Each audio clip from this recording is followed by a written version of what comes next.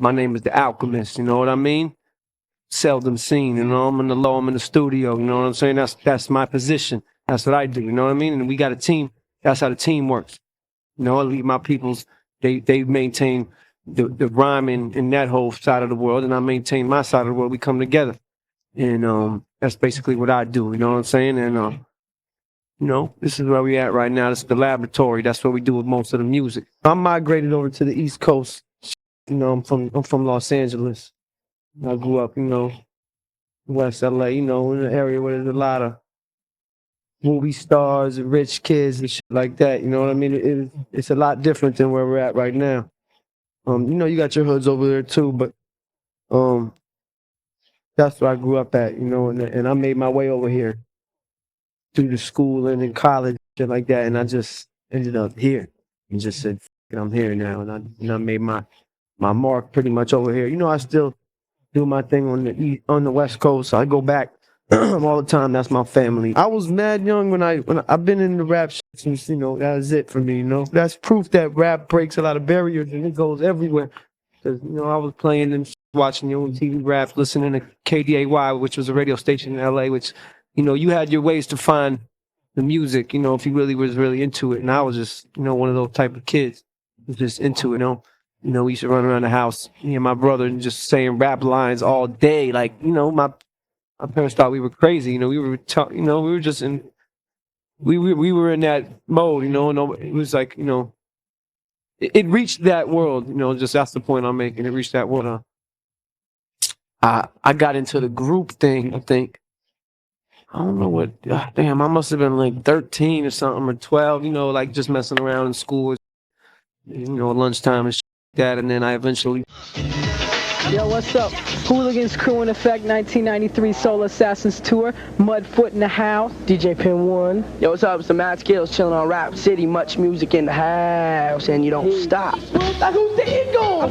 I'm on them like a beat single, cause the suckers never give you no respect. Unless you got a man right beside you big enough to break the neck. Boy, you lost your damn teeth in the raw. Boy, you're getting at your dough from the tooth fairy cause I'm taking all. First I grab the number 2, and then I hit the loose leaf if you got beef with my crew. Linked up. My man, who was taking it a little more seriously when we were like 14, 15, popped off a little group called the Whooligans. We got put on by the Soul Assassin Clique, which was Muggs and Be Real, Cypress Hill, basically. And it was also House of Pain, who was big at the time. They had to jump around. And Folk Dubious was another group. It was like 4 or 5 groups. It was a clique, kind of like Rough Riders and how they have cliques, you know, and that it was, we kind of got put on by them. You know, that was my first introduction to the game. And that's pretty much the family I still rap with to this day. Infamous and all of that is my family as well, from moving to the East and clicking. It's been, you know, a good 4 or 5 years now, you know what I'm saying? And time is key and stuff like that. And I feel like it's been tried and tested. I'm down with them as well, the same way I'm down with my Soul Assassins families, Muggs, Cypress Hill, and all of that. And, you know, being down with Mugg, DJ Lethal, who became Limp Bizkit, a lot of people who was making beats back in those days, and I was just absorbing it. I'm like a sponge when I'm around shit like that. If I'm into it, I don't say nothing. I'm just picking up shit, you know what I mean? That's about part of creativity is adding on and, you know what I'm saying, and absorbing up shit you beat. So that's how I got into the beat thing. You know, the first little bit of money I bought a beat machine, the ASR-10. The machine is like a keyboard, and it's a drum sequencer as well and all of that. And that's what I first bought. You know, DJ Lethal, you know, what up? Lethal, you know what I'm saying? He put me on and bought me that. He was doing a lot of our beats when I was rapping. Put me on. I was going to buy the SP. That was the machine that was hot at the time, the SP-12. You know, at that time, I was underneath Muggs, you know, just learning a lot of his stuff. He used to line them shits up. You know what I mean? Like 4 or 5 of them, man. It was crazy. Like, he was bugged. He did crazy shit. But then I picked up the ASR, just, you know, it was just picked it up. And it grew. You know, I still use it. I use other machines too, but that's my shit. I just know, I know the machine. I know it. I don't even have to think, man. I work that shit in the dark, straight up and down. I'll make beats sometimes and start getting dark. I don't even realize pitch black making the beat. I know the machine. I don't think about how to use it. And I mastered other machines too, to the point where I could rock like that too. And that's when you get your fullest creative. Because you're not thinking about how to do it. You're just thinking about what you do. You know what I'm saying? It's a difference. You know, you don't want to waste your creative energy on that. The whole little rap thing we were doing kind of just never really made out, but I kept in with that clique, Soul Assassins and Muggs. That's when I started going hard on the beats, like really doing it. You know, like making a lot of beats every day. And Muggs was peeping how I was really, you know, like my energy as a young kid, and I was into it. We worked on Cypress Hill 3 album together, and that was my first joint where I was doing a lot of production. You know what I'm saying? And then you know, over the years, then I decided to go to school in New York, and I moved and just bounced. Went to New York, and I was out there, and Muggs, who God bless the dead, was working with a man by the name of Bigger B. You know what I'm saying? He used to be at Loud Records on the West Coast, who was, you know, instrumental in anything Loud Records ever did on the West Coast. You know, he passed away a couple years ago, but he was working with Muggs at the time, and also was affiliated with Loud. And through his connections, old connections with Loud and Mobb Deep, he connected Muggs up with Having P for Muggs' first Soul Assassin 1 album. And I remember Muggs even telling me back in the day, like, yo, man, these young cats, man, you know, these cats, you know, they down with the Mobb, and they're just excited to work. They were getting Muggs charged to work. You know what I mean? I remember that, him telling me before I even met the dudes. And, you know, so that happened. The Soul Assassin 1 went down. Muggs did a Mobb Deep song, and he did an infamous Mobb song. Now, fast forward to the next, maybe a year later, when I was in New York, and Muggs was like, yo, I'm gonna work on this Soul Assassin 2 album. I want you to do the beat for infamous Mobb, and you know, so that was Thug Music, which ended up on Mobb Deep's album. You know what I mean? That was at the beginning of our relationship. We the most infamous. My team glows in the dark. Your clicks the dullest. My rank is that of utmost respect. Your niggas only know what y'all heard on cassette. Leaving like the letter T, you won't see me run unless it's police. I remember it was in D&D Studios, and it was funny because I don't think they knew that I had did the beat.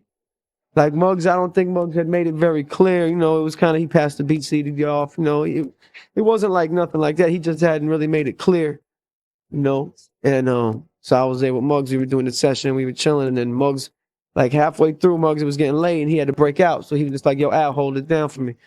Cool, you know. So Muggs bounced. And I remember G.O.D. was like, man, fuck. He was heated. He was tight. He was like, man, fuck, man. You know what I'm saying? Muggs bounced. He was like, man, like. He thought that they weren't into the song or something because Muggs bounced. And then I remember I was like, nah, don't worry about it. I did the beat. You know, like, I'm going to hold it down. You know, I did the beat. And they were like, word?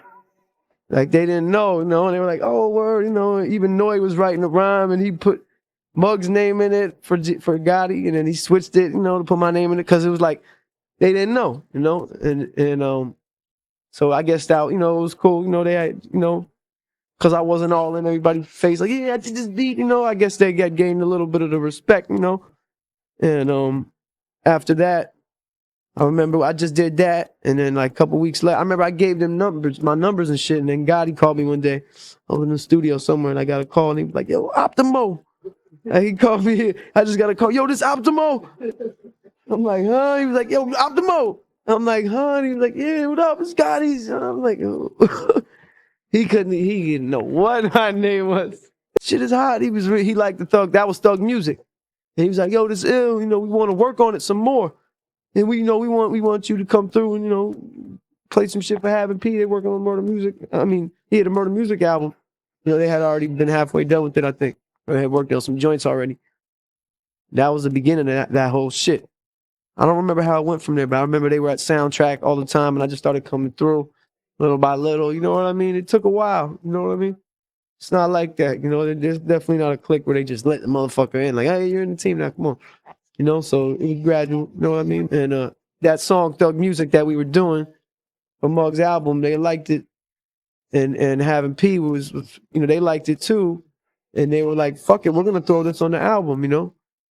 And that was big for me. I was like, wow, you know, so that was part of the beginning of all that shit. You know, it's like making beats, man, there's no regulation. There's no way to say, put it on a fucking chartboard and go, say, this is how it is right here, you know? There's no way to do that. It's spontaneous, 100%. You know what I mean? You might fucking lean over and you might be like leaning over and just do some shit like that, and you hear something you push on the key, and you're like that. Next thing you know, you're looking it up, and you're making a beat now off of some shit you did by accident. You know, I've seen that. You know, from Hav. Hav is the master of that. You know, he'd just flip. You know, fucking scratch off a wall or something. Like he'll do. You know, he does anything, man. It's just unorthodox, and it's just you're free to do anything you want to do. You know, and that's why I say like you can't really call it. You know, but it's basically directed on how you feel. If you're true with this shit, you're not trying to do it to get some quick scratch or something. You know what I mean? Or like some paper. If you're really into this shit, it's like you never know. You know, if you're fucked up right now, if you're mad about some shit, it's gonna come out of the music. You know, it's not as to the T as when you write a rhyme, because you could really say in words how you feel. But if I want to make you sound, if you want something that sound like nighttime, I can play a beat that, you know, 8 out of 10 people in the room are gonna say that sounds like night. If I had to say what time of day does this sound like, you know what I mean? That's part of it where it's like, you know, it comes across how you feel. You know, you still confined within records. You got to dig through records to find your sound. You know, I'm not fucking Mozart. I don't like have them feeling and I'm like going to the keys doing some crazy shit. I play some shit, you know, because there's no rules. But I'm not. That's not where my skills. My ear is my skills to me. You know, so you gotta just be always thinking about shit, man. You gotta all day be thinking about music and how you're gonna flip something and whatnot. And you know, you be in a restaurant or something come on real low in the back. Oh yeah, I gotta flip that. Or sometimes I go to the record store and just go through records. I got all the fucking records already. I'm just going through them. It's just like it gets your mind. Oh yeah, I should flip that. I already got all of them. I don't have to buy anything. Sometimes I just go there and flip through them, you know, because it gets your mind going. You look at covers. You look at song titles from the 70s. Like they were on some shit, you know. It wasn't like it is right now. And all of that shit sparks things. Like, you know, like for example, when we did Noise shit to Shoot 'Em Up, Bang Bang, which was a 12-inch that we had just thrown out recently, you know, and it's got a crazy response, you know, and like that was probably one of the most successful records I ever put out on our shit. I said they eyelids from balance, nigga, you see you wildin'. Your team against my team, it ain't no challenge. The thing, it's on now, see his ass in the street. Out come the guns, know the guns, man, we gotta eat. Come on, Duke, you know my gun shoot. Niggas know my name, niggas know my gun bang bang. Nigga, I'm the next best gat slinging rap saying nigga out of Queensbridge. You know, it is actually, you know, and but the record was we flipped from an old classic, and it was something I was meditating on. Kind of like when you see a fucking vulture flies around the shit, and then it zooms in for the kill.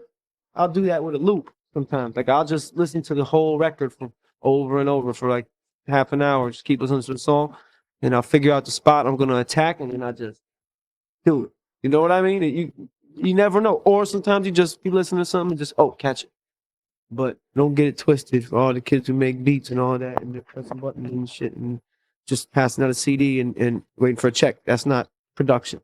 You know what I mean? That's the yellow and red and green belt. And then when you get to the black belt, like Dre and them did years ago, and I don't feel I'm there yet. You know what I mean? Because I didn't even produce a whole album yet. And that's proof in the pudding right there, you know? And that's why nobody can ever say I'm on Havoc's level, say I'm on any Premier's level. Are they fucking crazy? Because I got a lot to prove still. You know what I mean? And I've only been work for hire for cats and done my thing here and there. You know, when I do whole albums that people feel and all of that, then I'll be more happy to take those type of compliments. You know, I can't accept that. I'm not on no Havoc's level. You know what I mean? Come on, man. Look at the list of shit that he's done. You know what I'm saying? Or Primo, or any of those dudes for that matter. You know, I'm glad to be even thought of in that, you know, one day try to get to that point, and I'm going to do it. Believe I will. I looked up to, you know, always looked up to the producers, man. You know, first it was Marley, you know, of the original era, you know. Dre, I was on the West, he, you know, just was the man, you know, still to this day. Probably, you know, the dude who I was, you know, the most influential, Premier, you know. He's, you know, I studied the most from him, you know.